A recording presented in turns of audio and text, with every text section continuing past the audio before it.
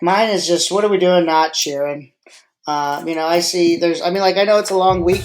I know it's whatever. On Saturday, I just saw there were groups that just were not happy about their placement. I feel, I don't really Mhm. know what the answer was. Maybe it was just a long week, but I mean, there are big things happening on the floor, and they're just, or you're in the finals retreat, and you're not happy with whatever came up of the weekend. Like you can have your moment, and that's fine. I just feel like we, maybe I'm just a little bit.